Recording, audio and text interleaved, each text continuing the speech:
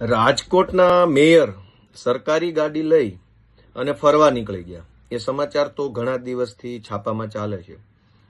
પહેલા તો રાજકોટના મેયરે ના પાડી દીધી, નનૈયો કર્યો કે ના ભાઈ ના, એવું કંઈ નથી, આમ છે તેમ છે, સરકારી ગાડી નથી. પછી ફોટા આવ્યા એટલે એણે કીધું કે ભાઈ ના ના, હું તો આનું સરકારી ભાડું ભરવાની છે. પછી પાછો બહુ વિરોધ થયો તો એવું નક્કી થયું કે હવે તો માર્કેટ રેટ પ્રમાણે ભાડું ભરી દેશે. એટલે હવે તો જાણે રાજકોટના બધા જ ભાજપિયાઓ અને ભાજપના મેયર રાજકોટની અને ગુજરાતની જનતા ઉપર ઉપકાર કરતા હોય એવી રીતે વાત કરે છે કે હવે તો માર્કેટ રેટ પ્રમાણે, એટલે કે પર કિલોમીટરે 20 રૂપિયા ચાર્જ ભરવા હું તૈયાર છું. જાણે કે બહુ મોટો અહેસાન આપણા ઉપર કરે છે. મૂળ પ્રશ્ન એ છે જ નહીં. કોંગ્રેસના મિત્રોને પહેલેથી સમજણની કાયમ અભાવ છે અને એટલે 40 વર્ષથી એ લોકો કંઈ ઉકાળી શકતા નથી. એણે માંગણી કરી કે માર્કેટ રેટ પ્રમાણે પૈસા ભરી દો, અને પછી ભાજપવાળા જાણે મોટો ઉપકાર કરતા હોય એમ હવે અમે માર્કેટ પ્રમાણે 20 રૂપિયા પર કિલોમીટર ભરવા તૈયાર છીએ, હું તૈયાર છું, હું તૈયાર છું. પછી ભાજપની આખી ટોળકી ચાલુ પડી ગઈ કે બધા અમે તૈયાર છીએ. પ્રશ્ન એ નથી કે તમે 2 રૂપિયા લેખે પૈસા ભરશો કે 20 રૂપિયા લેખે ભરશો. પ્રશ્ન એ છે કે રાજકોટના કોઈ સામાન્ય વિસ્તારમાં રહેતા માણસના લગ્ન હોય અને પર કિલોમીટરે 40 રૂપિયા આપીને લગ્નના વરઘોડામાં ગાડી લઈ જાવી છે. મેયર લખેલું આમ મોટું પાટિયું આવે, સાયરન બાયરન હોય તો એ આવે, સરકારી નંબર પ્લેટ હોય, સરકારી ડ્રાઈવર સાથે. મારે પોતાને 40 રૂપિયા પર કિલોમીટરે લગ્નમાં ગાડી જોતી છે, આપશો? માર્કેટ રેટ માટે, માર્કેટ રેટ પ્રમાણે પૈસા ભર્યા કે ન ભર્યા એ પ્રશ્ન જ નથી. ગાડીનો ઉપયોગ ક્યાં થઈ રહ્યો છે એ મોટો પ્રશ્ન છે. માર્કેટ રેટ કરતા 10 રૂપિયા વધુ આપીને મારે ફરવા જવું સાપુતારા, 30 રૂપિયામાં મારે પર કિલોમીટર 30 રૂપિયા મારે સાપુતારા ફરવા જવું, આપશે રાજકોટના મેયરની ગાડી?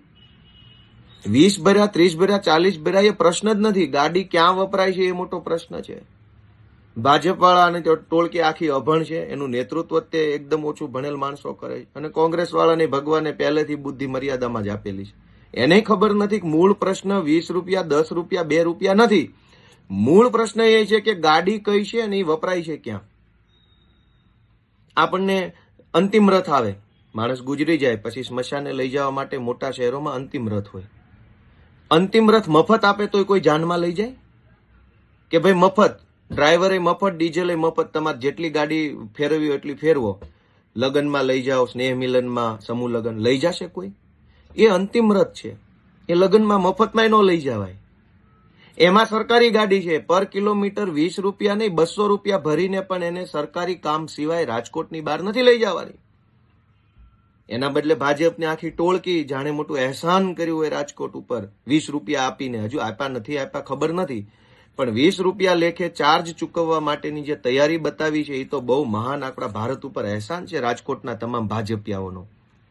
મારી વિનંતી છે કે હવે રાજકોટના મેયરની ગાડી પર કિલોમીટરે 20 કે 25 કે 30, 35, 40માં આખા ગામને ભાડે આપવાનું ચાલુ કરી દો.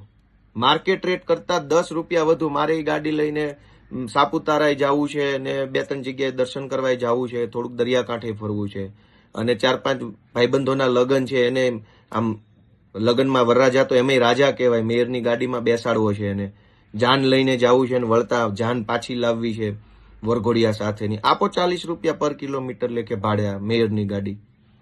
હાલી શું નીકળ્યા છો અહેસાન જતાવા. અને કોંગ્રેસના મિત્રોને વિનંતી છે, પ્રશ્ન ન પૂછતા આવડે તો કોઈ ગમે એ ભણેલા મારી જેવા માણસને એકવાર પૂછો કે આમાં મુદ્દો માર્કેટ રેટ પ્રમાણે ચાર્જ ભરવો એ છે કે મુદ્દો વાહનનો શું વપરાશ થયો છે એ છે. એવું ક્યારેક પૂછો, સલાહ સૂચન લેવામાં નાના નહીં થઈ જાવ.